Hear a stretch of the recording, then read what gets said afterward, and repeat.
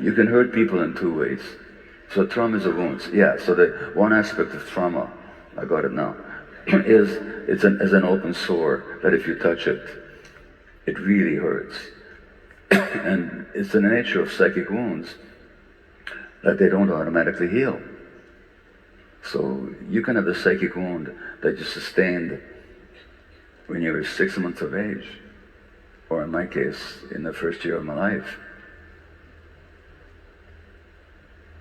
That if it's unhealed, that sensitivity will still be there, or that reaction to that wound will still be there when somebody touches me on that wound 50, 60, 70 years later.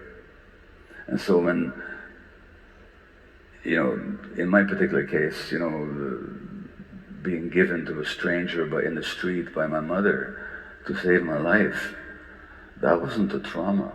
The trauma is not what happens to you. The trauma is the psychic wound that you sustain internally. Now, the wound that I sustained when my mother gave me to a stranger, which, when you actually think about it at all rationally, was just an incredible act of love on the part of a 24-year-old young woman whose parents had been killed in Auschwitz, whose only person in her life was me, because my father was away in forced labor. She didn't know if he was dead or alive, and she's giving me up to a stranger to save my life. It's an incredible act of love. But how do I interpret it as an infant? As an abandonment? As a rejection? So the wound is not that I was given to the stranger. The wound is what I made it mean. The interpretation that I formed, which is that I'm being rejected, abandoned, because I'm not lovable, I'm not important, I'm just not worthy. That's the wound. So it's not what happened to you, it's what happened inside you as a result of what happened to you. So that can remain an open sore on the one hand, which decades later is touched in my relationship, say, with my spouse, and I talk about that in the very first chapter of this book. So it can remain as an open wound, and that's when we get triggered. Now think about that word, triggered. We talk about triggers all the time, and we think the problem is the triggers. But think about it, metaphorically. A trigger is a small little thing. It only works if there's some ammunition and a weapon and explosive charge there. So when I get triggered, it's not the external thing that's the problem here. The problem is the explosive charge that I'm still carrying, the ammunition. That's what's set off when I'm triggered. Therefore, when I'm triggered, or you're triggered, we can complain about the external event that triggered you. Or you can start wondering, what I'm still carrying? What is the explosive charge? What is the unresolved trauma that's actually being activated here? And as Eckhart Tolle, the spiritual teacher, says, be at least, that doesn't mean that we should be sitting ducks and sort of willing victims to other people's unacceptable behavior. That's not what I mean at all. What I mean is, when something relatively trivial happens and we make a big mountain out of a molehill, that's because there was some unconscious stuff of a traumatic nature that we haven't resolved yet. And this shows up in relationships all the time. In fact, it's why relationships fail so often. People think that the problem is the other person who's triggering them. They don't realize that they're the ones who are carrying the explosive charge. So that's one aspect of a wound, is its open, hypersensitive nature. What also happens to wounds, of course, is that they form scar tissue. And scar tissue has a protective function, but it also has its restrictions in that it's hard, it doesn't have nerve endings in it, so that there's no feeling in them. So people traumatized very often lose connection to their own feelings. They don't know what they feel.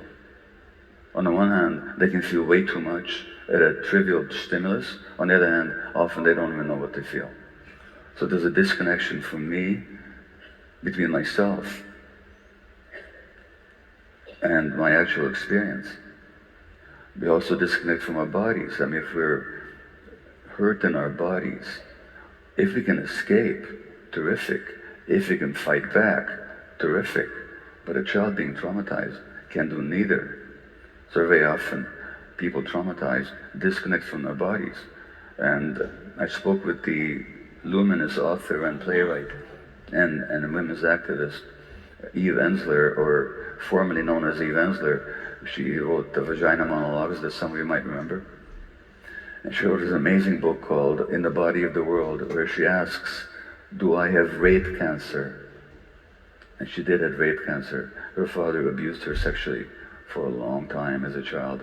She doesn't call herself Eve Ensler anymore, because she doesn't really identify with the name of her rapist. So she's called V now, just V. And one of the ways that V survived her childhood was to disconnect from the body, to the point she says, there was a tumor the size of a mango inside me. She had severe advanced uterine cancer. She wasn't even aware of it. And it was only after she was operated on and she's gone through a healing process that she reconnected with her body. So that disconnection from the body, from the self, that's the essence of trauma. That disconnection is the essence of trauma, which means that we disconnect from our authentic being in order to survive. Again, it's an adaptation.